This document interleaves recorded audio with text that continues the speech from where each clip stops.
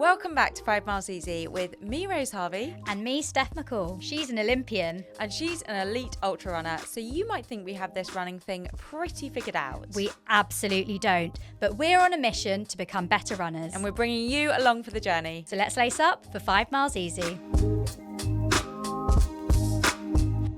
Steph, I know we covered this in the 100k debrief, but remind me, how many gels and drinks did you have for that 100k race? It feels like far too many. I can't even remember the exact number, but yes, a lot of gels, a lot of carb drinks, and by the finish line, I definitely did not want another one of those for a long time. I've now recovered. I'm having my gels, I'm having my drinks again, so yeah, we're good to go. I can imagine.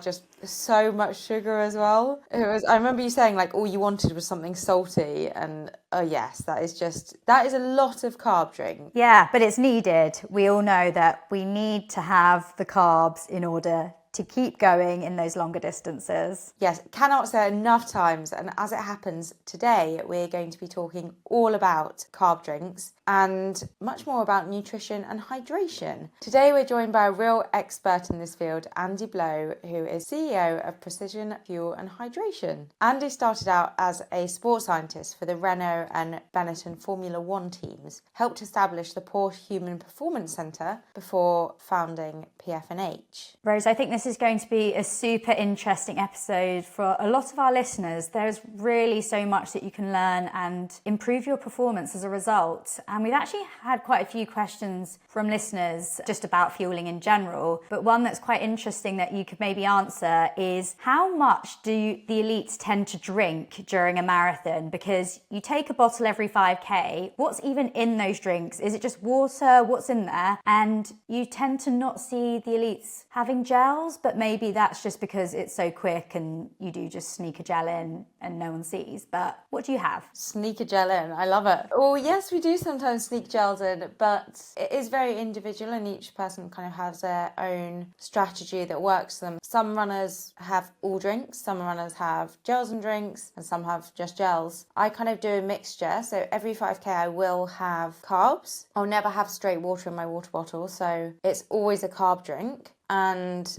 then I tape the gels to my bottle. So some stations I'll have a carb drink and gel. Now, the only caveat to that is if it's really hot and I feel a bit thirstier, then I'll actually just have some water as well alongside that and have a bit less of the carb drink, water, and then a gel, just because I feel like that makes me feel a bit less thirsty. But yeah, carbs every 5k in the elite races, whether that is drinks or gels or a mixture of both. Yeah, no, really interesting. And I know what you mean about the carb drinks. I found that as well, that they really make you thirsty when it's hot, that you want water after you've had the carb drink. Yeah, and this is actually something I want to ask Andy about, because in the carb drinks I use, they have electrolytes, so in theory they shouldn't, you shouldn't be thirsty, and they've obviously got water in them as well. So that's one question I quite want to ask Andy about, how you manage that feeling of thirst. But after the 100k, did anything, obviously it was a new experience for you, and I know the fueling, as we discussed, went pretty well for you, but was there anything that came out of that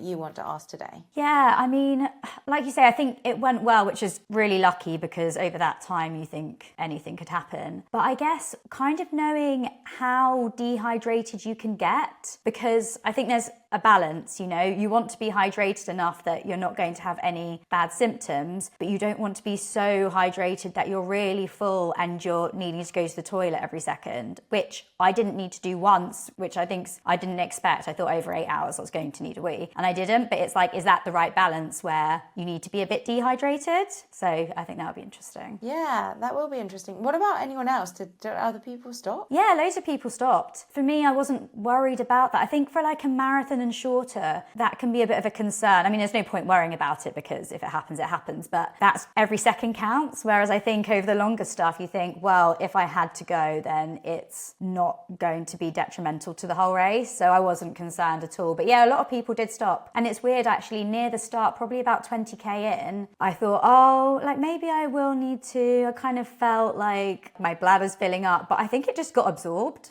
It's just like I was a bit dehydrated. So I don't know if that's the science, but I feel like the fluids just went back into my body. Yeah, that's such an interesting point. I mean, it would be very logical and sensible for the body to be able to do that, but I don't know if it works like that. But anyway, it's a great question about dehydration in a race, and I guess what is like an acceptable level. Another great question from Andy. So shall we crack on? Let's do it. Andy, thanks so much for joining us for 5 Miles Easy today. We can't wait to dive into all things fueling and nutrition. It's such a hot topic and something we talk about a lot on the pod already, but I feel like we've still got so much to learn. So thank you very much for coming on the show. The first question we ask all our guests to kick us off is, what is your why for running? Yeah, I like that question. That was a good one. I think, like a lot of runners would say, it used to be competition for me. Nowadays, though, it's pretty much the solution to most of life's problems. I think getting out early in the morning for a run, sorting your head out. I've got a very busy lifestyle these days, 2 relatively young children, a growing business, and that hour of running in the morning is very, very important to me. So and you get up early to do it, don't you? I do, know yeah. you're a real early riser. Yeah. Often it begins with a 5, sometimes a 6, rarely a 7. But then I'm also in bed early. Yeah. I put the kids to bed and 9 o'clock I'm usually asleep. I'm sure a lot of people can relate to that though, who have, busy careers. Do you find it's just part of your routine? Is it easy to get up and get out because I think I'm one of those kind of early bird people. My chronotype is tilted that way, and luckily my whole family seems to be like that. My wife's very much like that. My kids have always been, well, they used to get up throughout the night. Now it's just like early starters. But I think for me, I put so much energy into my work and everything that goes on in the day. I'm pretty spent by the evening, and I did actually, like last night for the first time in ages, because I joined a running group over the other side of London, we ran late in the evening, and that was such a difficult thing to do for me now because I feel just like destroyed by the evening. But at least you had a group though, because I think having to run on your own in the evening, the motivation is so low. Absolutely. And it was a really nice experience actually, because although I found it hard, I wouldn't have done it on my own. And so I got an extra session in, and I could see why that kind of, I'm a very like private solo runner most of the time. People think I'm quite antisocial with my running, but it's because I enjoy my own headspace. But actually once in a while it did remind me, I used to run on the track as a youngster and used to do Monday night at Charnwood Athletic Club in Loughborough, and being part of a group, and it did make me think maybe I'll investigate getting a track session in once in a while. We've got a good group in Bournemouth that I could go and join. Cool. I love that. I feel like for track sessions you've got to have a group to pull you around. It allows you to push yourself so much more as well, doesn't it? Oh, definitely. And a bunch of the people that I work with in the office, I'm kind of one of the older guys now, so it's good to have some youngsters to chase. Oh, nice. I love that. It is just running it. I feel like I'm a morning person as well, and it just sets me up for the day. Like it gives me energy for the rest of the day. I'm sure you find that with going and then running a business for the rest of the day and then looking after kids. It's so important to get that headspace. It is. I love that. So shall we dive into fueling and nutrition? You started off as a sports scientist in Formula One. Yeah. So tell us a bit about that and how that led you from the world of motorsport to the world of cycling and running. I was very, very fortunate to get the opportunity that I did. I studied sport and exercise science at the University of Bath in the 1990s, and as part of that course you had the opportunity to do a year in industry, and you had to apply to lots of different places, and I did, and I was quite unsuccessful in getting a placement at first. Actually, I applied to one with the military, I applied to one with, I think, in Australian Institute of Sport, and didn't get those. And then the last one I applied for was with the Benetton Formula 1 team, and they were just setting up a Human Performance Centre, and they wanted a sports scientist to come in, and I went for the interview, and the guy that was running the centre was a triathlete, and at the time I was a triathlete, and we sort of clicked and got on, and he offered me the opportunity to work for them for a year, and it was amazing. I just got to go in. I worked with a team doctor, a physio, human performance manager. I was the scientist. I had to set up a lab and basically start fitness testing and setting a program for the F1 drivers. So an incredible experience. Yeah. I really enjoyed it. They obviously thought that I did a good job because they offered me a job immediately after I finished university. So that was what I went straight into. And so as a career start, it was really incredible. And that was my sort of foot in the door of the sports science industry. Can you tell us a bit more about Formula One? Because, to some people it's like they're sitting in a car driving, right? But it is a huge endurance sport and you have to be incredibly fit to do it. Yeah. So what did you have to kind of train them to do and make sure that they were fueling and hydrating well for the sport? it is more physical than people realise. The act of driving the car is pretty physical. It requires a lot of upper body strength and core stability and strength. You're often racing in very hot climates, and the heat stress can be incredible. When we used to, when the guys race in Malaysia, for example, in the heat and humidity, they would lose quite a few kilos in the race through sweat output. And it's a well-established fact that just people who are aerobically fitter cope with these kind of adverse conditions a lot more easily. We were one of the first teams to do a little bit of heart rate monitoring in the car, and we saw just how high the heart rates get. It wasn't uncommon with one of our drivers to see heart rates of 160 beats a minute, 170 beats a minute in the car when they're with the stress and all of the sort of hormonal system working overdrive with the pressure of the race plus the physicality and the heat. So we used to work on the principle that getting the drivers fit enough aerobically so that they weren't under pressure, because you'll know what it's like as runners. If you're running at an easy pace, everything feels relaxed and you can focus and concentrate. When you're on the ragged edge of like pushing your thresholds, everything is a lot harder. Your ability to focus, you have to focus in a lot more narrow a tunnel. And if you're driving a car, you need to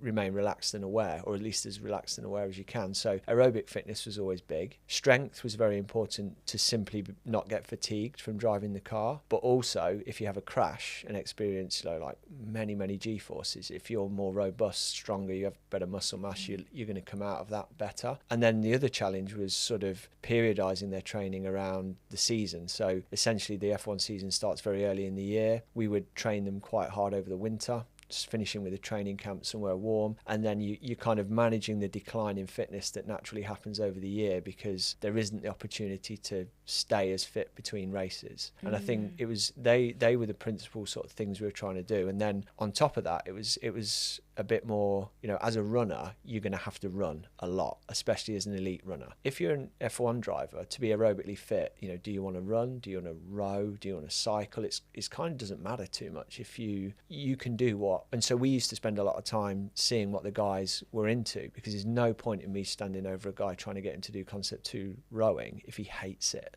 We might do a little bit of that because it's good to push yourself, but most of them were really into cycling or running. So, and especially cycling because they love the carbon fibre and the technology of the bikes. They're often very good bike riders and handlers. So we would go out, run training camps in Monaco, in the hills around there, riding bikes with them. And it was a fun job. Wow, that's so cool. And you must have learned so much about, Formula One is the epitome of precision, right? Yeah.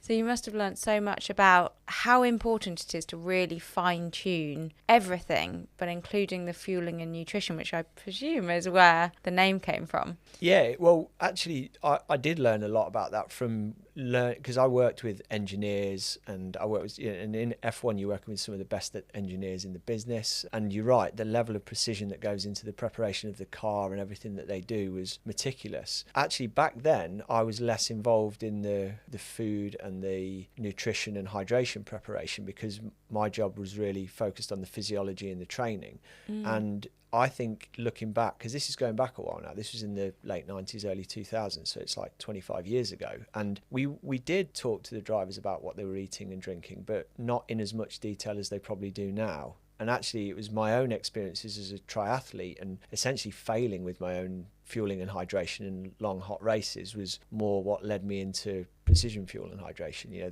That was kind of alongside what I was doing, because while I was doing this work I was still competing as a triathlete, and I actually had a period when I left the F1 stuff to pursue being a full-time athlete myself as a triathlete. And my experiences there were that I'd race in cool climates and do pretty well, and then I'd go into hot climates and I'd fall apart.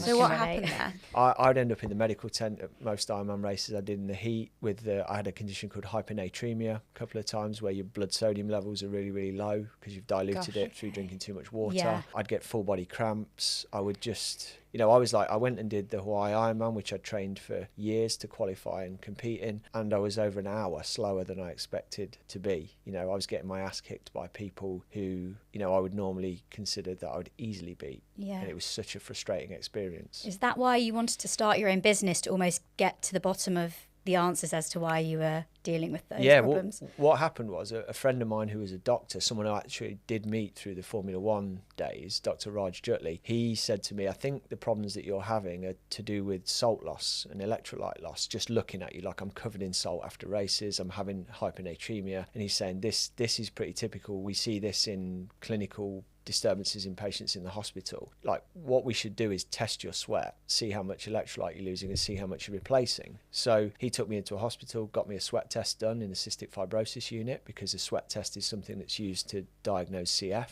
Sure enough, he was exactly right. It's off my sweat sodium is like really, really high. We played around with taking more salt tablets in races, and it was like night and day. Like, all of a sudden and as athletes you will know that there's very few things where they make a night and day difference, because you train really hard and you try and execute on race day, and you can often expect small incremental improvements, but for me this was difference between pass and fail. Yeah. And so when I retired as an athlete and started working again with athletes, I set up my own sports science lab. I bought a sweat testing unit because I was like, this is useful stuff for people to know, and no one's doing it. So that was kind of what got it started. And it was only, so we didn't even set out to start a business to do nutritional supplements and that sort of thing. It was just sweat testing, advising people how to understand their physiology around sweating to hydrate better. And then that leads to the natural question. People are going, what do I drink? Okay, well, we started with a massive spreadsheet of all of the world sports drinks that we could find. We're trying to match you to the drink. That was really clunky to do. And in the end, we just thought, right, well, we need to develop our own product. And away we went. Yeah, so interesting. How differently do we sweat? What's the range? Because I think it's something that even I haven't really thought about it in that much detail. You know, I make sure I have electrolytes, but I've never really looked at what's in them. But how different is it? There's two dimensions to sweating. There's how much you sweat, so there's your sweat rate, and then there's what you sweat, which is your sweat composition. And if you look at sweat rates vary dramatically from person to person, and they also vary quite a lot within a person. So as will be obvious, if you go out running easy on a cold day, you're not going to sweat very much, and that would apply to everyone. But even within that, some people will sweat a bit more than others. If you go out running really hard on a really hot and humid day, some people still won't sweat a lot, but they'll sweat more than they did on a cold day. Other people, it's like you've turned a tap on their head, and that's me. You know, you'll be like drenched basically. The range could be from as little as like virtually not sweating at all on a really cold run, through to we've seen people losing 3.5 litres per hour. Wow. You know? Wow, that's a lot. Yeah, that is a lot, but it's not as uncommon as you might think. You know, the average is probably a litre an hour for someone who's working quite hard. That still in sounds like moderate a lot. conditions, but it's quite a lot. An hour. And you can test that yourself, and people listening to this could test it themselves at home really easily, because if you weigh yourself, you know, ideally with no clothes on, and so probably not in a public gym or anything like that, but do it at home. You weigh yourself before you go running, and then you weigh yourself afterwards, and ideally you don't drink during that run, and you don't go to the bathroom, so you know that any weight you've lost will be water lost in sweat. The equation is really easy. 1 kilo of weight loss equates to 1 litre. And if you do that enough times, you can start to build up a picture of what your sweat rate's like at different intensities, and that can give you a good idea of where you're at. And do you need to replace, so if you lost a litre in an hour, do you need to replace that whole litre in the hour? Should you be taking that on? No, not during the hour. So ultimately, yes, you are going to need to get back to homeostasis and balance.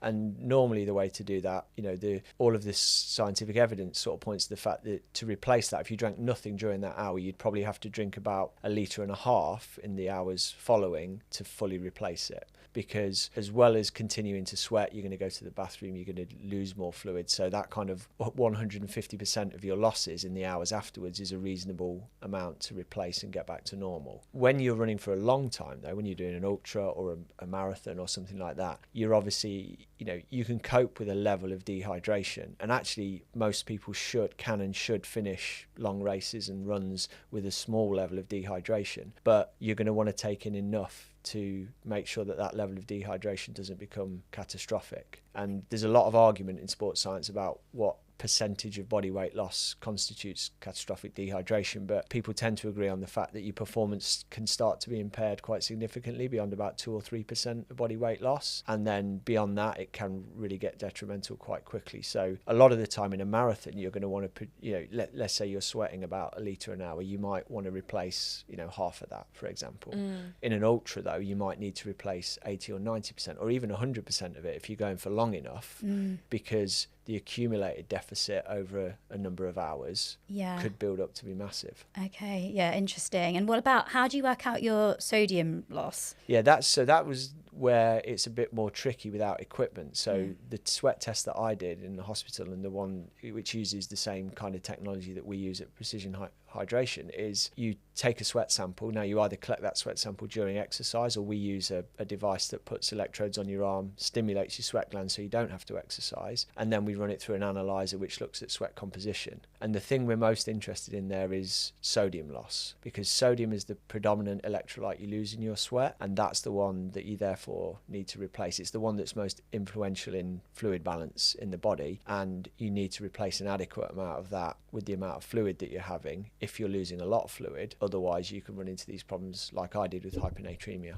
So I'm guessing that's why we need the salt tablets rather than just plain water. Yeah, if you're sweating a lot, and again, this is one of those controversial areas in sports science and sports nutrition where you can ask 5 different people and get 5 very different opinions. Because on the one hand, if you're not sweating a huge amount, just drinking some water is fine, and you'll replace the electrolytes that you've lost in subsequent meals, and your body's very good at normalizing and bringing it back to homeostasis. If you're like me and you're sweating, let's say 2 litres an hour, and you're going out for a 3-hour run in the heat and you're not replacing enough, you're going to run yourself into an electrolyte deficit pretty quickly. And so I tend to benefit from taking a lot more sodium than the average person. So there's definitely no one size fits all answer to whether you need salt tablets or you don't, or whether you need a lot of electrolytes or you don't. But as a general rule of thumb, like, the more you're sweating, the longer you're sweating for, and the saltier your sweat, the more you're going to need to replace. What else is in the electrolyte tablets then? So sodium, like table salt, right? So could we just drink, I mean, it wouldn't taste very nice, but could we just drink water with salt in it? Yes, in theory you could. The problem with that is that sodium, table salt is sodium chloride, and you do sweat out sodium chloride, but sodium tends to be the ion that you need to replace the most of, because the chloride loss, you need a lot more chloride loss to build up before you suffer problems than you do sodium loss. And sodium chloride, if you literally heat tablespoons of salt into a drink, which the strongest drink that we make has 1500 milligrams of sodium in it, which would be about, because it's about 40% sodium and 60% chloride in table salt, so you'd need several tablespoons of salt in water to give you that level of sodium. That is going to taste like seawater, and so the chance of you being able to drink that and stomach it and keep it down without feeling sick are very, very slim. No. I don't people drink just salt water to be sick as well. Yes, to make it strong enough. So that's why a lot of sports nutrition products will use sodium, like sodium citrate, sodium carbonate, other compounds that have sodium in them, so that you don't get that overpoweringly salty taste. If you get really into it, and particularly for like really long ultra stuff, there is an argument that replaces some of the salt and some of the sodium, some of the chloride becomes important. And we've seen very extreme cases of really heavy sweat loss in really long ultras where people do benefit from taking salt in. But I think that's why you see in ultras, if you go to the average aid station, you're going to see potato chips and pretzels and soup and things like that, because even if people don't understand the physiology, their body tells them that, like, when you're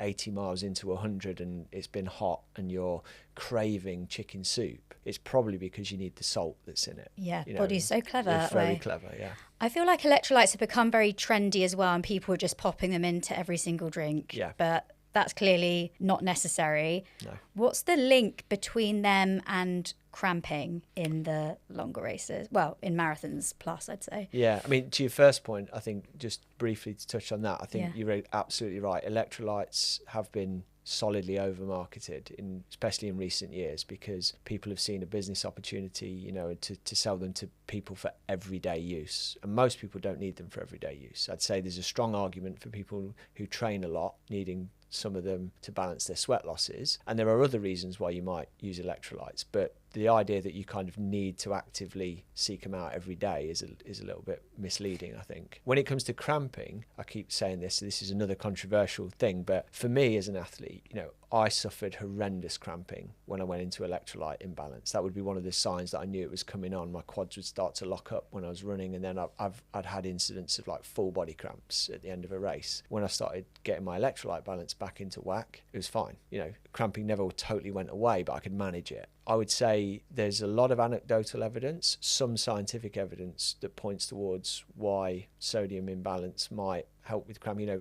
Sodium and other electrolytes are very involved in nerve impulse transmission, muscular contraction. So it kind of stands to reason that if they're seriously out of whack, that could cause muscles to cramp, but it's not the only reason. There's a lot of other reasons, like to do with fatigue, to do with running faster than you're trained for, stressing the muscles, the nervous system not coping, that could also precipitate cramping. Yeah. So I think the way to think of it is there's probably different flavors of cramping. Yeah. The cramp that a 100-meter sprinter gets when they in their hamstring when they go really, really hard is a different sort of cramp. That's overworking the muscle, overstretching or overstressing a muscle, compared with the cramp that you or I might get 40 miles into an ultra when we're sodium depleted. But the good thing is, the way to find out whether your cramp is going to respond to that is, try using stronger electrolytes. Mm-hmm. And if your cramp goes away, the chances are that was the problem. I've also heard that caffeine can affect it as well, because it's a diuretic, so effectively makes you dehydrated. So is that something to consider as well? I think it is if you use a lot.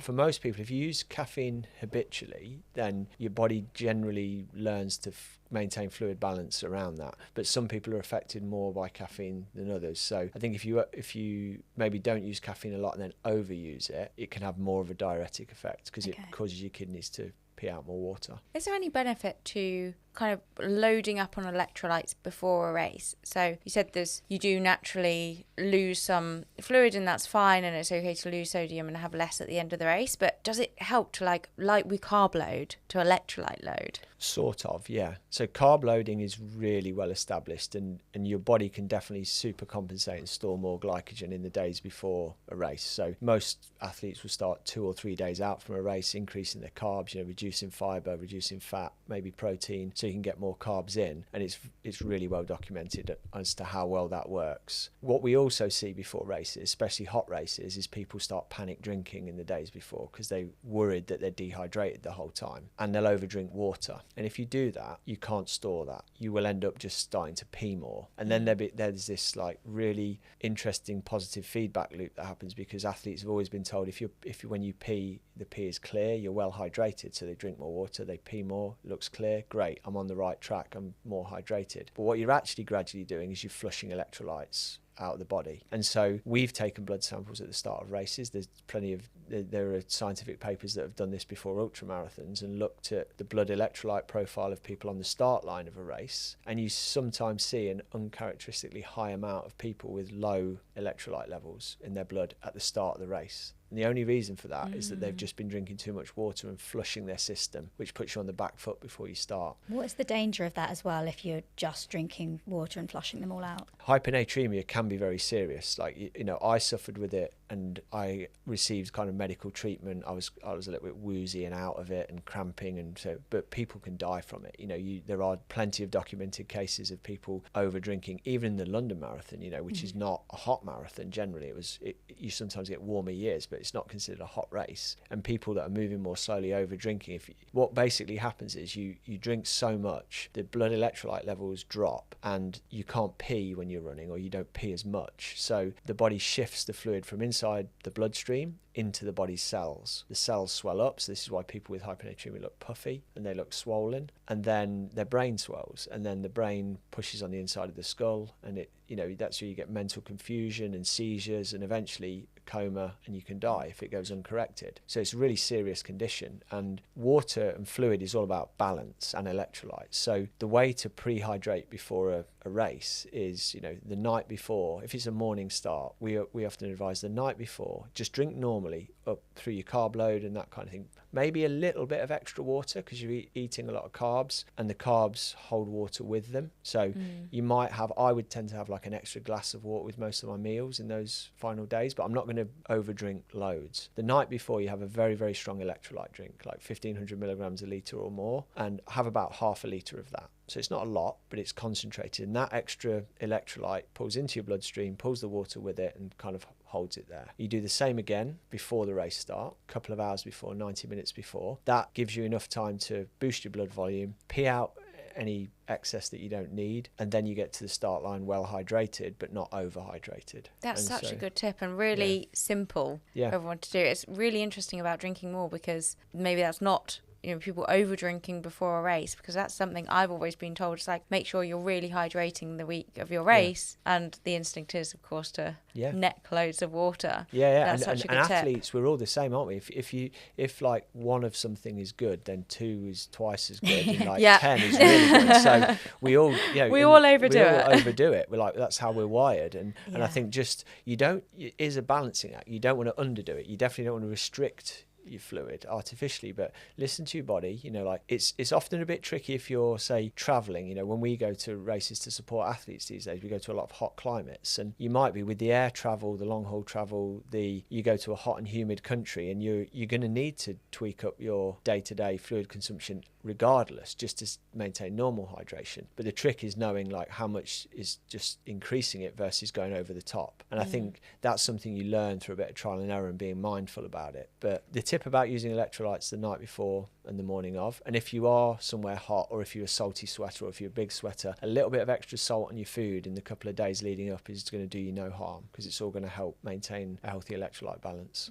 What would you recommend for, I guess, your everyday runner doing, say, the London Marathon? During the race, would you say take water from every water station but carry some salts on you? Like, how do you get the balance right when you don't get the perks of being an elite runner and making your own drinks? It's a really good question. I think it's hard to give a solid generic answer for everyone, but some of it's going to depend on how fast you're running, some of it's going to depend on how warm it is, and some of it's going to depend on what you've learned in training about your sweat rate. So people that sweat a lot, who are running fast and it's a warm day, they're going to drink quite a bit frequently throughout. Now, the amount that you're going to drink, I think if you practice in training and figure out roughly how much works for you, then you're kind of trying to build up a mental plan which you're going to execute on the day within a tolerance. So it might be, I'm aiming to drink half a litre an hour roughly, and so I'm going to that's probably taking sips from 3 aid stations in an hour or something like that. And you want to go into it with a bit of an idea. I would say you also, though, need to be flexible with your plan to listen to your body. Like if you're feeling water sloshing in your stomach, if you feel like you're needing to pee, that's a sign that you've probably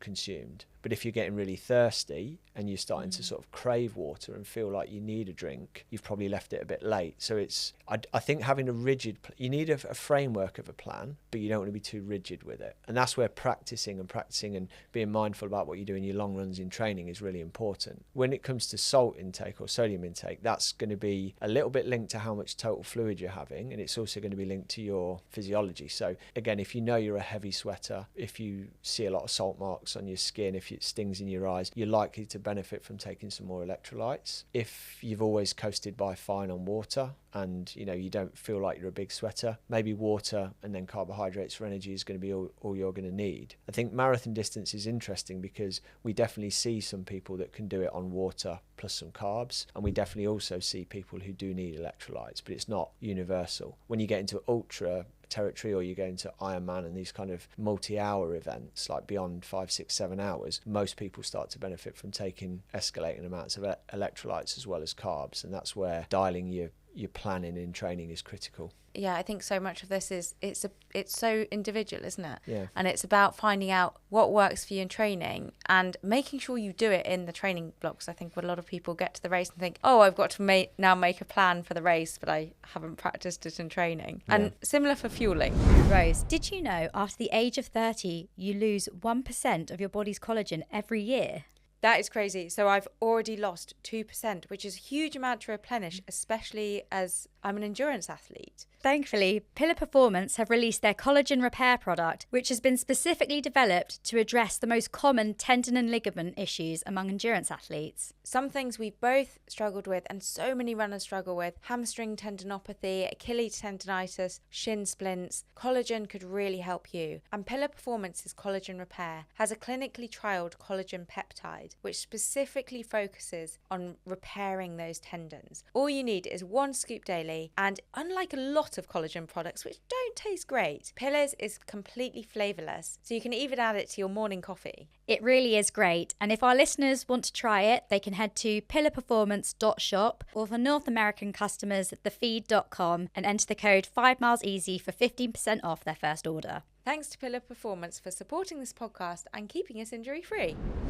So shall we talk a bit about fueling and in particular carbs? I mean, this is something we try to really hammer home on this podcast about the importance of the need for carbs in marathon and upwards. I mean, also shorter distances, but particularly marathon and upwards. But some people still seem to think they can do it without. So we've got an expert here. From an expert perspective, how important are carbs for running? If you want to do your best at a marathon then and an ultra, taking in a reasonable level of carbohydrate throughout the race as well as carb loading beforehand is essential, really. There's a cultural thing in running from the 70s and 80s where people were very obsessed with like doing marathons and things on zero intake. You know, when you read the old accounts of what people did, they used to carb load quite often actually up to the race. But then the idea was like eating and drinking is going to interfere with your digestion, and the best policy therefore is to train yourself to be able to do this on like no intake, because we all know that actually running and eating or drinking is quite uncomfortable. It still takes some practice. So I think that's where it's rooted, is that, and it's possible to run some very fast marathons on zero intake, but only just, and only if you're really fit, really well trained, and you have a brilliant day. And just because it's possible doesn't mean it's optimal. So I think where the science really came to the fore was when Nike did the Breaking 2 project, and they talked a lot very openly about the fueling plan as well as the shoes and things being kind of critical components of trying to break that 2-hour barrier. And a lot of research was done, and also predating that, we were seeing elite marathon runners starting to take increasing amounts of carbohydrate, because what happens in a marathon is you start, if you're well carb loaded, you start with full glycogen stores in your muscles and in your liver, and you can usually run, if you're fit, for a couple of hours before you get a catastrophic loss of you've used up so much of that glycogen that your performance and that's the wall, right? You hit the wall. And it used to be considered like almost, how do you describe it, like it was expected that most people would hit the wall in a marathon.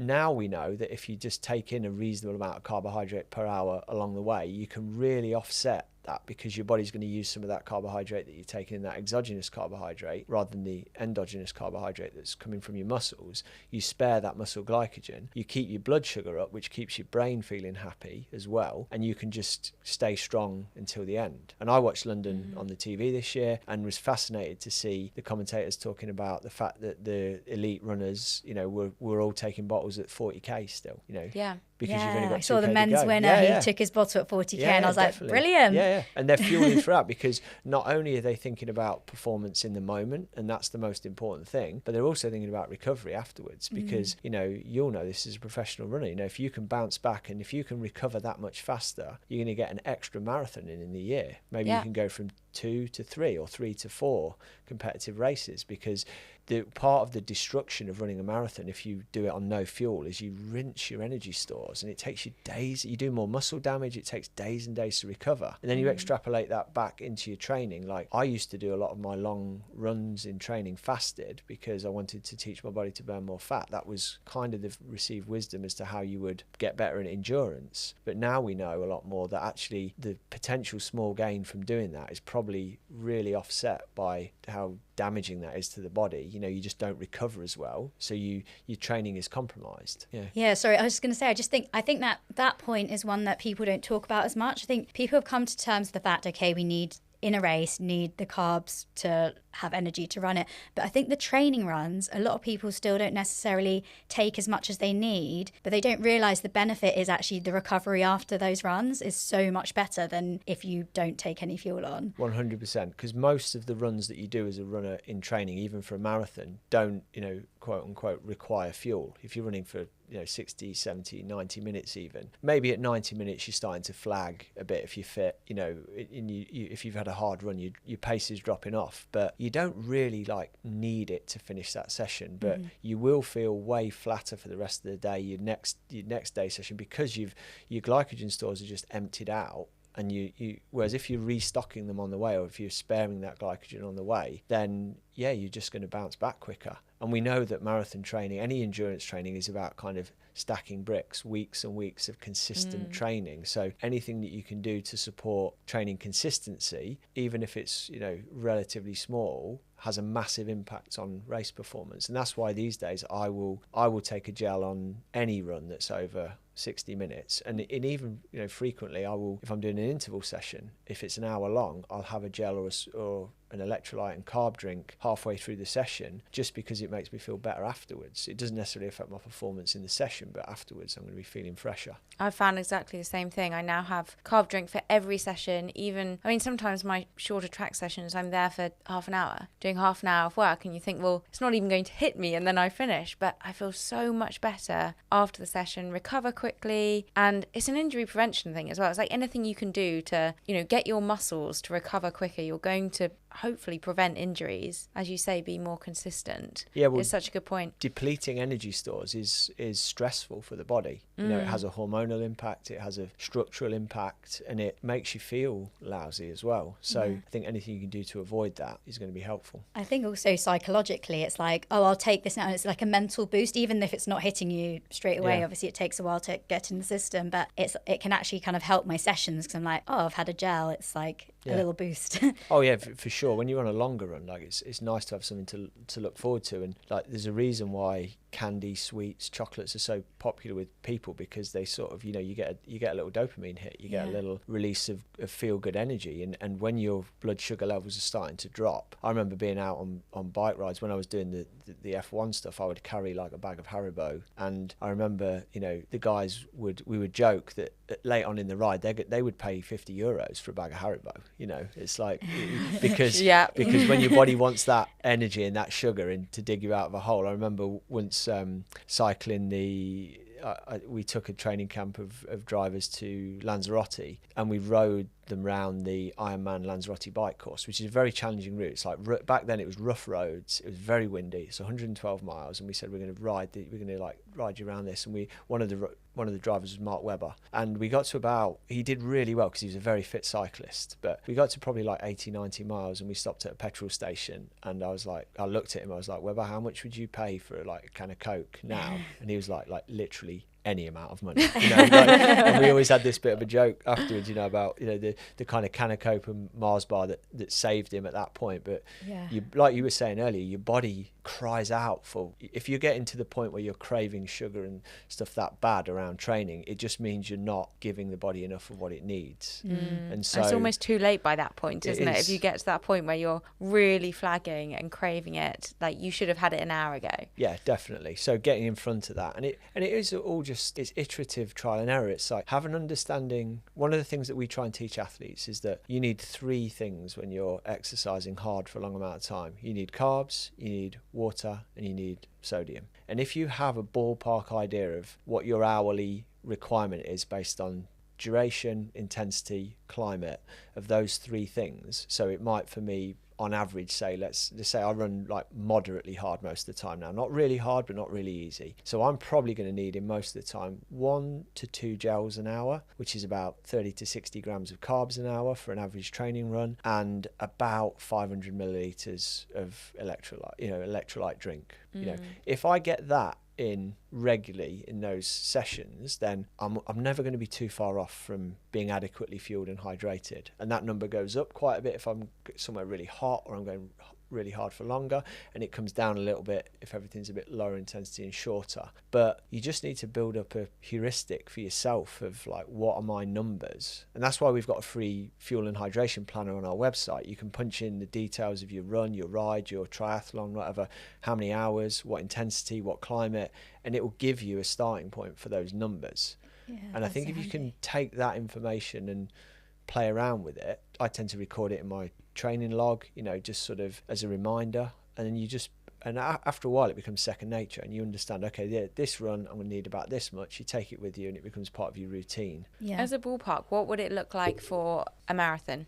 If you're going hard, going for a PB, what should we be aiming for, roughly speaking? It does depend a little bit on the duration you're going to be out there, but let's pick someone in the middle part, you know, like 3:30, something like that. 75 grams of carbohydrate an hour is probably going to be in the zone. It could be as low as 50 or 60, it could be as high as 100, depending on your size, your tolerance for taking in gels and other things. That's about a gel every 20 minutes? Yeah, 20 or 30 minutes, something like that. And then fluid, bit more of a wide range, because if we're talking about a cold marathon and you're a low sweater, you could only need 200 or 300 millilitres an hour with not a lot of sodium. If you're a heavy sweater and you're running the Honolulu marathon, you might need a litre an hour with, 1,500 milligrams of sodium. But you'll know that through a little bit of trial and error in there. But I would say with runners, in our experience, certainly middle of the pack runners, the numbers are usually a little bit higher than what they're comfortably taking at the moment. More elite runners are sometimes a little bit more, they've had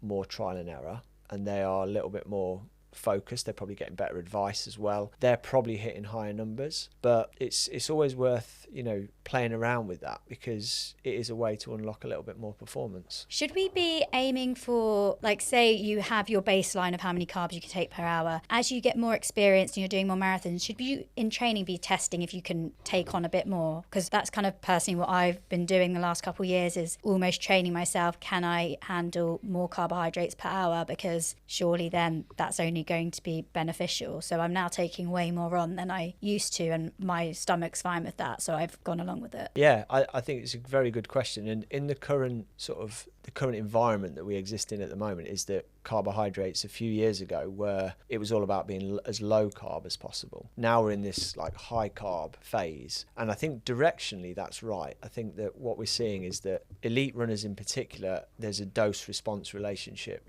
to a degree, that to a certain extent the more carbohydrate you can take on, tolerate comfortably and absorb, the faster you can go. There is some research, there's a lot of research being done on like how much carbohydrate you actually oxidize versus what you take in, and that appears to be relatively individual. So I'm always cautious to say more is better, because like we said about hydration, athletes being athletes, it's like, oh yeah, well, if so-and-so's doing 100 grams an hour, I'm going to do 120, and then before you know it, someone's doing 140, and then someone's doing 160, and you might not use it all. You might not use it all. Yeah. It starts to get a bit ridiculous, and I wouldn't want to be sat here sort of promoting the message that more is always better. But I think if you're not already like up towards 60, 70, 80 grams an hour as someone who's trying to run at your best, then you are probably going to benefit from your number going up if you can tolerate it. I think once you get into the 80, 90, 100 grams an hour, for the vast majority of people, are you going to unlock vastly more performance by going up to 120 grams an hour? That's unlikely. So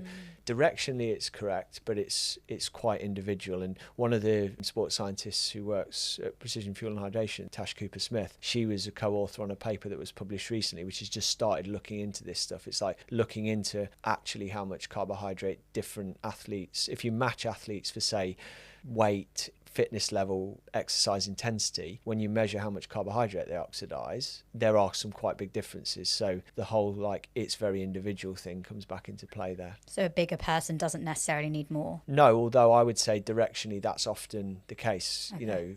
But not always. And if you are a smaller runner who can tolerate more, maybe that gives you a little bit of advantage over the bigger runners, because you can replace a high proportion of what you're burning. So it's worth experimenting with. Is that a similar thing for talk about carb loading before the race? And I know before London, my social media feed was crammed full of what everyone was eating in their carb load. But I personally find that it's quite a hard balance to get, because you're running less. You need more carbs, but you also don't want to feel like heavy on the start line or eat too differently in race week. So how do we get that balance right? And is it the same thing? Like, can you overdo the carb load? Yes, you very much so can. Although it's for a lot of people, it's relatively hard to do, because when you look at the science, 8 to 12 grams of carbohydrate per kilo of body weight in the couple of days prior to the race, when you lay that out on a table, that's a lot of rice. That's a lot of rice and carbs. And to do that, as you'll know, you have to cut out a lot of other stuff. So a lot of foods that you would traditionally think of as healthy, fibrous foods, fruits, vegetables, stuff with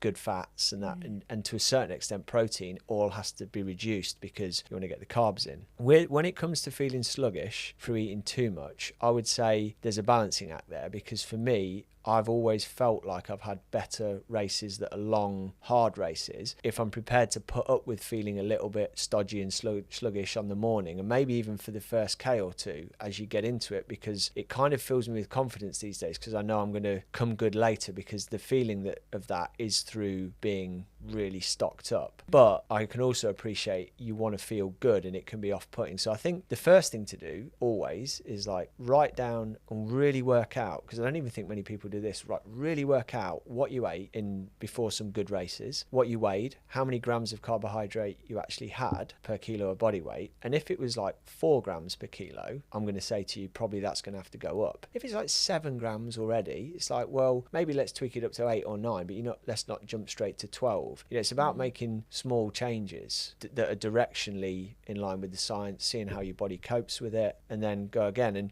and trying really, really hard to separate, which we all do, separating like the superstition and the kind of the feeling of, well, I had this good race and before I ate pancakes, so now I have pancakes before every race. I mean, lots of people do that, like more people than you'd probably imagine, even at the very, very elite level. And I'm not saying to people that they need to, who am I to tell them to let go of their special pre-race thing? But I think if you want to be really objective about it, just try and work it out, break it down, and start from a place of, there's a reason that you do what you do at the moment, rightly or wrongly. But start from a place of analysing that, and then trying to move it in the direction that science and good advice suggests it should be going, rather than flipping it, rather than suddenly throwing out everything you've already done. Because even if you are way off, it can be quite jarring to go from like 3 grams per kilo body weight to 12. It is going to make you feel awful. Whereas if you step towards such a mental thing as well, isn't it? So I think there is some degree of, you do need to feel good to run well, but it is balancing it with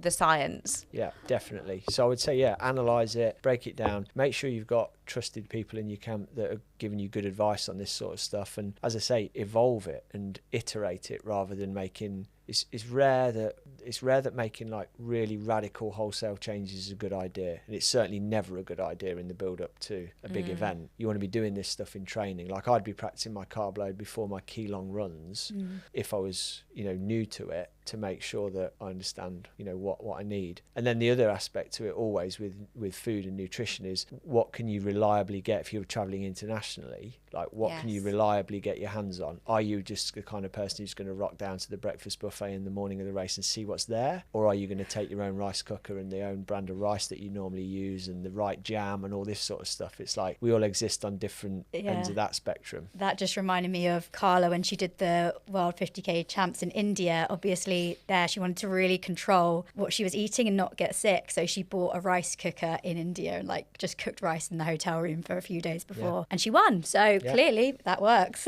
Yeah, well, it is a real thing. I mean, even in London, Alex Yee had his own fridge and everything, and I think a lot of people were like, you are in London, it should be okay. But then the night before the race, quite bizarrely, the options for dinner, thankfully there was some plain rice, lentil dal, rogue, and a salad bar. I was like, oh, good luck to anyone going for that. Good fibre there. Fair play to Alex. He was all over it. Yeah. Well, and we've seen that loads of times traveling with elite sports teams. Increasingly it's becoming more and more important. It used to be that sports teams would send the menu ahead to the hotel and like let the hotel crack on and do it. But more and more so now, we're seeing teams that operate, the cycling teams will take a chef, all their own equipment, all their own ingredients, because they want to recognise they've got to nail it. They've got to get it exactly right. And so where you can't trust other people to control that stuff, if it's important to you, you should control it yourself.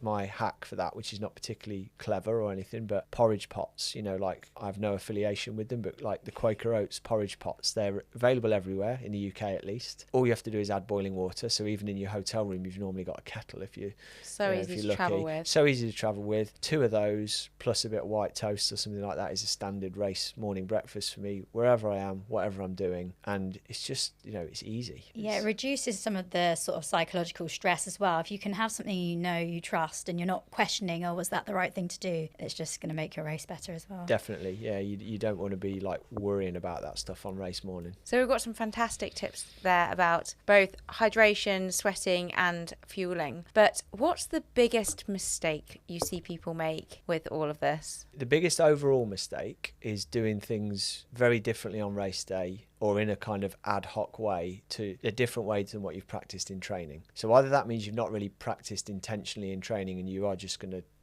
change it up on race day and do whatever, or you're going to do what I used to do and what a lot of people I think used to do, which is like, well, gels and stuff are expensive, so I'm going to use like bananas and stuff in training, and then on race day I'm going to save my gels for race day. You do crazy stuff like you wouldn't, I don't think most people would say, well, I am going to save my, race shoes, or I'll buy my race shoes at the expo the day before, because then they'll be fresh and new and I'll just, go for it in them on race day. You're going to want to put some long runs in on I'm them sure first. some people have done that. But I'm sure some people have done that.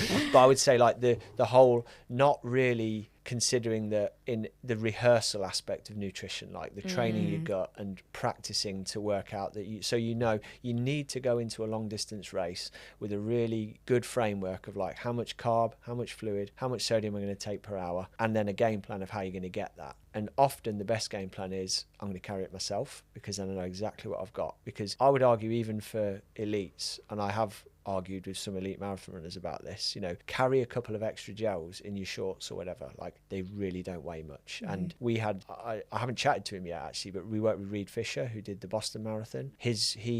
Someone either knocked over or took one of his bottles with a gel on it at, like, I don't know, I'm going to say it was about 25k into the Boston Marathon. So he ends up running between, ends up running between 2 or 3 aid stations with no fuel or whatever. Dropped a gel. He had one spare gel or something. I think he dropped a gel. I might be like doing him a disservice here, but there were a couple of compounding errors here that meant that he went for a very long time without fuel in that race and faded towards the end. And I just think that, having an insurance policy to know that you can really cover your bases. And usually in a marathon, you can pick up water and drinks ad hoc along the way. So it's about carrying some gels or some fuel source with you so you can really hit your numbers is a really, really important thing. I actually had that experience on the weekend. So I ran 100k race and I had 2 emergency gels in my pocket, which I didn't think I'd need because we were getting fuel every 3 miles, but I used both of them. Yeah, exactly. They were there and I thought there was a bit where I'd slowed down. I was like, you know what, I just need an extra thing, like it's not going to harm me, so I'll have them. I don't think I've ever done a marathon and had all my drinks. Either, they get knocked off or they somehow don't arrive on the tables, or you can't go and grab them. And I always have gels in my sports bra for those emergencies. Well, it's good to hear, because it genuinely, one of the things I've learned starting to work more recently with elite marathon runners is it like that whole thing like stresses me out, because as someone who came from an Ironman background, like I carried all my stuff on the bike. I would have to rely on picking up some water from some aid stations, but I've got all the calories I need on the bike, and I've even got backup ones because if a bottle bounces out or something like that. And then talking to marathon runners, it's like, oh yeah, no, I've got my bottles here, and I'm like, well, they're on a table with 50 other people's bottles and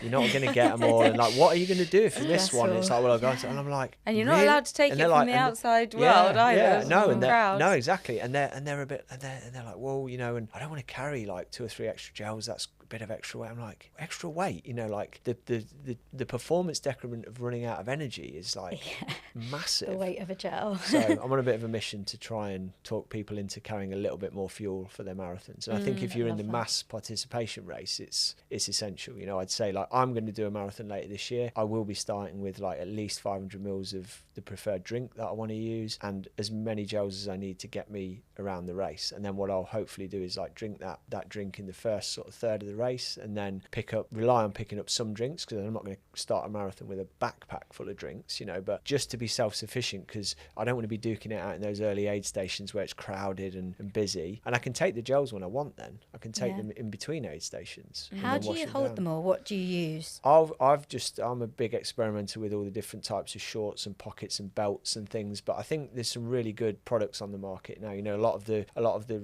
half tights with built-in pockets down the sides. Quite a lot of them now have a decent sized kind of iPhone holder zip pocket in the back as well. And on race day, you're not going to be carrying your phone. A lot of people aren't anyway, and you can get 3 or 4 gels in there, and they don't bounce. You don't even know they're there. We've experimented with like arm sleeves with a couple of gel holders in them, and things like that as well, which are obviously a bit dependent on the temperature, but they can be a cool idea. And again, it's just something to practice in training, and once you get used to what kit you're going to wear and how to carry it all, it's second nature, and it doesn't interfere with your race at all. No, and I don't know if you guys have come across a really great marathon runner and coach in the US called Fioli, but he's a friend of mine. He's a friend of the PF&H business, and he's a purist runner, been a runner all his life, and he's been on a big fueling journey through his marathon experiences, from the kind of nil by mouth approach almost to fueling a lot more aggressively. And he will now start all of his marathons with a handheld bottle, 500 mils,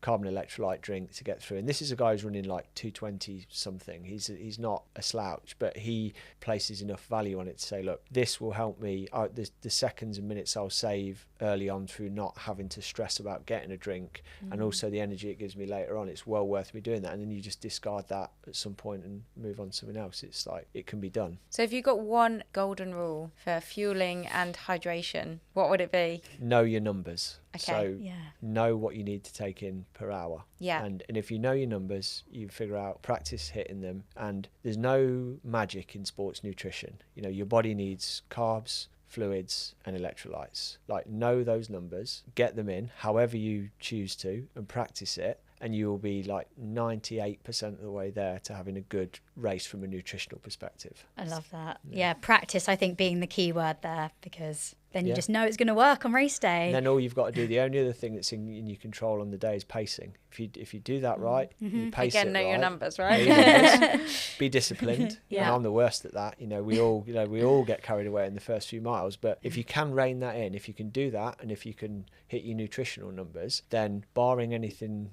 else catastrophic going wrong, you're as close as you can be to guaranteeing yourself a good day out. And that makes it sound way more simple than it is, but I do think those are the two of the fundamentals where people come unstuck. I think you're right, just keeping it simple, and also writing it down as part of your race plan, and then it's kind of in your head, like, this is all under control. Yeah, definitely. Yeah. Amazing. Thank you, Andy. Those fantastic tips, and actually really easy things for people to implement. So I hope anyone listening to this who might have come into the conversation thinking, this is a bit elite for me, I'm a 4-hour marathon runner who doesn't need this. Everyone does, and there's something that everyone can implement here really easily. So thank you so much for sharing all of that. Our last question for you is, what is your high five me moment? So that's a moment, can be running or your business or anything in life, where you give yourself a big high five. Good question. I had a really specific one the other day, actually, where out of nowhere, my son, who's 11 years old, who's sporty and plays football and that sort of thing, he just said to me, Dad, can we go for a run on Saturday morning?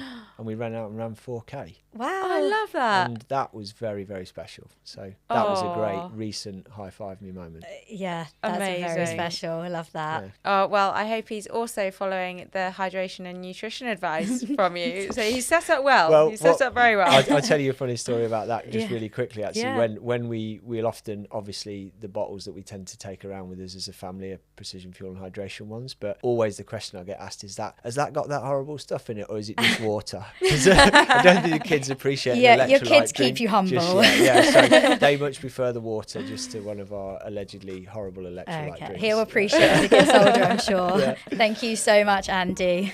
Thanks a lot. Thanks for joining us, 5 Miles Easy. See you next time.